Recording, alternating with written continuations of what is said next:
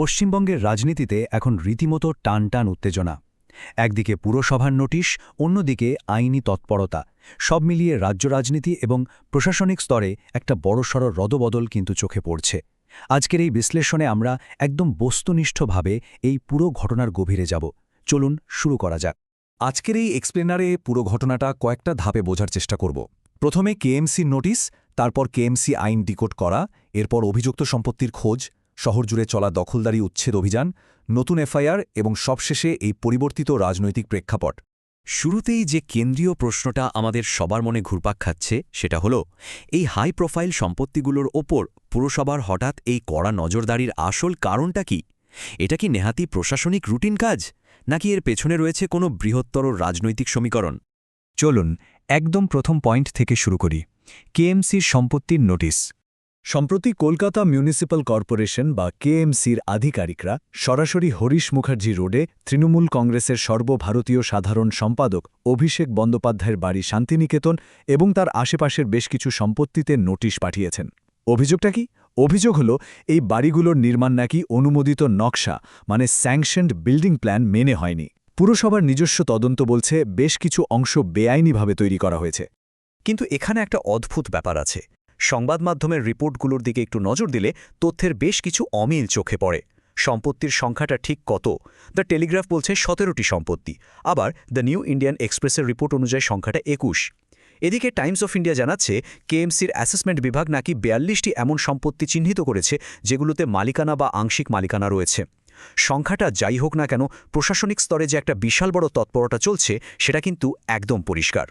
আর স্বভাবতই এর একটা কড়া রাজনৈতিক প্রতিক্রিয়াও এসেছে।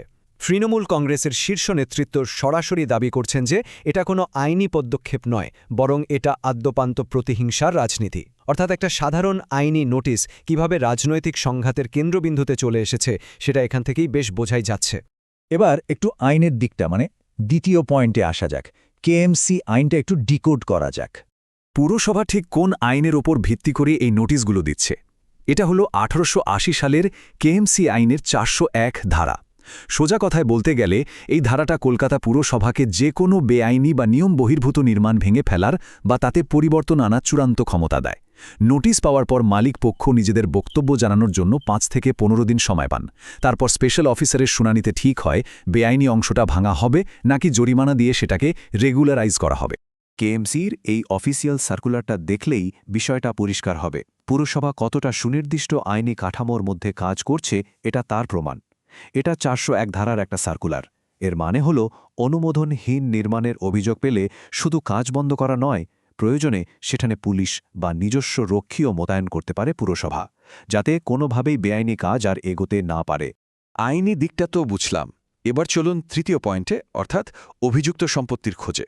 ক্যামাক স্ট্রিটে দলের বিজয় সমাবেশের মঞ্চ থেকে রাজ্যের বর্তমান মুখ্যমন্ত্রী শুভেন্দু অধিকারী সরাসরি কিছু পরিসংখ্যান তুলে ধরেছেন। এই ডেটাগুলো একটু খেয়াল করলেই দেখা যাবে ওনার দাবি অনুযায়ী শুধুমাত্র লিপস অ্যান্ড বাউন্স কোম্পানির নামে 14টি সম্পত্তি রয়েছে। এছাড়াও নিজের নামে 4টি এবং বাবার নামে 6টি সম্পত্তির কথা বলা হয়েছে। মুখ্যমন্ত্রী আরও জানিয়েছেন কেএমসি কমিশনার এবং মিউনিসিপ্যাল অ্যাফেয়ার্স দপ্তরের সচিবকে এই সমস্ত রেকর্ড খতিয়ে দেখার নির্দেশ দেওয়া হয়েছে। এরকম প্রকাশ্য মঞ্চ থেকে সরাসরি পরিসংখ্যান তুলে ধরে তদন্তের নির্দেশ দেওয়া এটা রাজ্য রাজনীতিতে সত্যি একটা বড় বার্তা। তবে তদন্ত কিন্তু শুধু একজনের মধ্যেই সীমাবদ্ধ নেই। মুখ্যমন্ত্রী তার বক্তব্যে আরও বেশ কয়েকজনের নাম উল্লেখ করেছেন। যেমন ধরুন বেলেঘাটার রাজু নস্করের নামে 18টি সম্পত্তি, কসবার সোনা পাপ্পুর নামে 24টি, আর প্রাক্তন মন্ত্রী জাভেদ খানের ছেলের নামে প্রায় 90টি সম্পত্তির দাবি করা হয়েছে।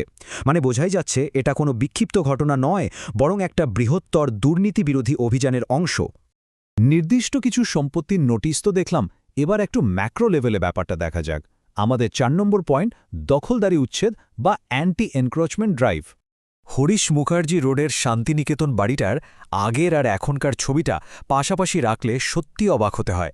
গত 1 দশকেরও বেশি সময় ধরে এই রাস্তাটা যেন একটা কড়া নিরাপত্তার দুর্গ ছিল। সাধারণ মানুষের প্রবেশাধিকার ছিল অত্যন্ত সীমিত। কিন্তু এখন সেই চিত্র পুরোপুরি পাল্টে গেছে। সব ব্যারিকেড সরিয়ে নেওয়া হয়েছে, রাস্তা এখন সবার জন্য উন্মুক্ত। সাধারণ মানুষ সেখানে ভিড় জমাচ্ছেন, অনেকেই আবার ওই বাড়ির সামনে দাঁড়িয়ে স্বাধীনভাবে চলাফেরার প্রমাণ হিসেবে সেলফিও তুলছেন। এটা নেহাতি একটা রাস্তার পরিবর্তন নয়, এটা শহরের দীর্ঘদিনের জমে থাকা একটা অনুভূতির প্রকাশ। আর এই পরিবর্তন শুধু হরিশ মুখার্জি রোডেই আটকে নেই, গোটা কলকাতা জুড়ে চলছে ব্যাপক বুলডোজার অভিযান। রিপোর্ট বলছে উত্তরপ্রদেশ থেকে প্রায় 270টি বুলডোজার কলকাতায় আনা হয়েছে। এসপ্ল্যানেডে টিপু সুলতান মসজিদের আশেপাশে, হাওড়া স্টেশন চত্বরে বা খোদ ভবানীপুরে, যেখানে একসময় পা ফেলার জায়গা থাকত না, সেসব এলাকা এখন রীতিমতো দখলমুক্ত করা হচ্ছে। কলকাতা রাস্তায় এই মাপের বুলডোজার অভিযান, এটা সত্যি একটা নজিরবিহীন ঘটনা। এইসব প্রশাসনিক পদক্ষেপের পাশাপাশি আইনি স্তরেও কিন্তু নতুন জট পাকছে। চলুন আমাদের পঞ্চম পয়েন্ট, নতুন এফআইআর এবং আইনি জটিলতাগুলো একটু দেখে নিই। সম্প্রতি পূর্ববর্তী সরকারের সংখ্যালঘু বিষয়ক মন্ত্রী গিয়াজউদ্দিন মোল্লা একটা নতুন এফআইআর দায়ের করেছেন। অভিযোগটা বেশ গুরুত্বপূর্ণ। রাজনৈতিক হিংসা এবং কর্মীদের ভয় দেখানোর জন্য নাকি পুলিশের একাংশকে ব্যবহার করা হয়েছিল। শুধু তাই নয়, বিগত নির্বাচনগুলোর সময় ঘটা হিংসার পুরনো মামলাগুলো নতুন করে পুনরুজ্জীবিত করা হচ্ছে। যাদের বিরুদ্ধে জামিন অযোগ্য ধারা রয়েছে, তাদের বিরুদ্ধে কড়া ব্যবস্থা নেওয়ার নির্দেশ দেওয়া হয়েছে। এই নতুন এফআইআরগুলো কিন্তু আইনি চাপের মাত্রাকে আরও কয়েক গুণ বাড়িয়ে দিচ্ছে। এই সমস্ত ঘটনা আর তথ্যগুলোকে এক জায়গায় করলে আসলে কি দাঁড়ায়? চলুন আমাদের শেষ পয়েন্ট, পরিবর্তিত রাজনৈতিক প্রেক্ষাপটটা একটু বিশ্লেষণ করি। একদিকে তৃণমূল কংগ্রেস বিষয়টিকে সরাসরি প্রতিহিংসার রাজনীতি বলছে, আর ঠিক অন্যদিকে মুখ্যমন্ত্রী শুভেন্দু অধিকারী স্পষ্ট ভাষায় জানিয়ে দিয়েছেন বিজেপি সরকার প্রত্যেক দুর্নীতিবাজকে গরাদের পেছনে পাঠাবে। নতুন প্রশাসনের কাজের মূল ফোকাসটা যে জবরদখল হটানো এবং দুর্নীতির অভিযোগগুলোর শেষ দেখা, সেটাই বক্তব্য থেকে একদম জলের মতো পরিষ্কার। আজকের এই বিশ্লেষণ শেষ করার আগে একটা অত্যন্ত প্রাসঙ্গিক প্রশ্ন দিয়ে শেষ করতে চাই। একদিকে পুরসভার বুলডোজার নোটিশ, আর অন্যদিকে পুরনো মামলা, নতুন এফআইআর। এই জোড়া সাঁড়াশি আক্রমণ পশ্চিমবঙ্গের রাজনৈতিক সমীকরণকে দীর্ঘমেয়াদে ঠিক কিভাবে বদলে দেবে? এই আমলাতান্ত্রিক কড়াকড়ি কি রাজ্যের ক্ষমতার ভারসাম্যকে পুরোপুরি পাল্টে দিতে চলেছে? উত্তরটা আমরা সময়ের সাথেই পাব, তবে এই ঘটনাগুলোর উপর কড়া নজর রাখাটা এখন সবচেয়ে জরুরি। আশা করি আজকের এই এক্সপ্লেনের থেকে পুরো বিষয়টা একদম পরিষ্কার হয়েছে। খুব তাড়াতাড়ি নতুন কোনো বিষয় নিয়ে আবার ফিরে আসব।